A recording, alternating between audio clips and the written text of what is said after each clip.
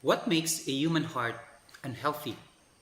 Or what can be an indicator that we will become prone to heart disease? In one study, according to www.webmd, that says that fat packed around the heart may predict narrowed arteries, and even in people who don't have symptoms of heart disease, as new studies shows. And there's amounting evidence that people who are genetically programmed to store fat in the area around the heart or under the breastbone and chest, where it sits close proximity to the heart, may face a higher risk of heart diseases compared to people who store fat in other areas.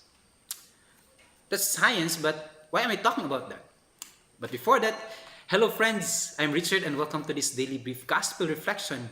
And what is the story about the human heart, these fats that surrounds our heart, makes us unhealthy and a better prediction, an indicator for us to become more prone to heart diseases.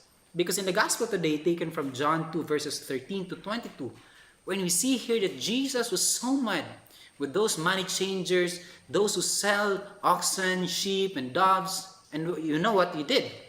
Throw them away. He was so mad, and then this is my father's house, and this is not just a market that you could just be here, but this is a temple of my father where people will come and where God resides. But what does it mean? How does it relate to us?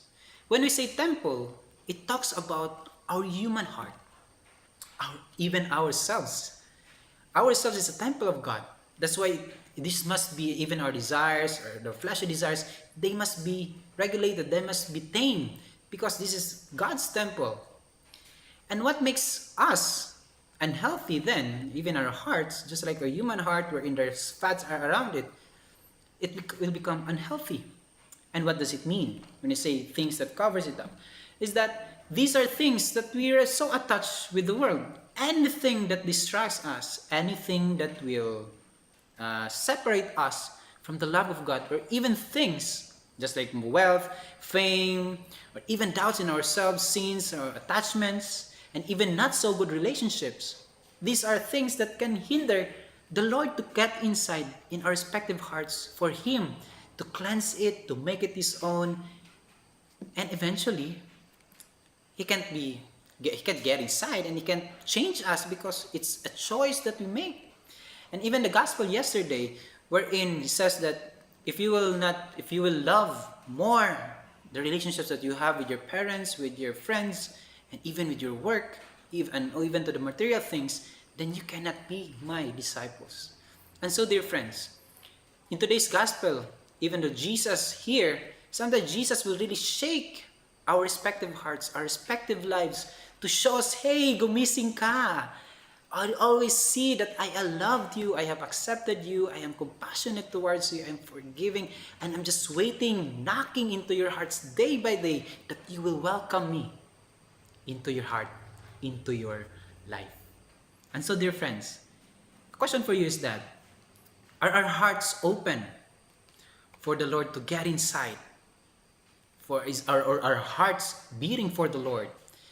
Are we opening our hearts for Him to enter, for Him to reside in it? And as He resides in it, He will cleanse it, He will purify it, and He will make it His own.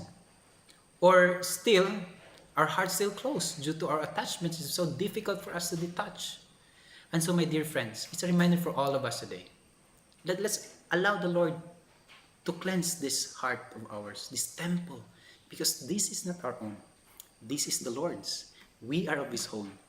But God gave us the choice to choose Him, to open that door in our hearts as He has been knocking, waiting outside, day by day in our respective lives.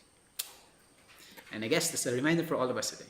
And so, dear friends, always remember that you are blessed, and such blessings are not meant for you to be kept, but for these blessings to be shared to others.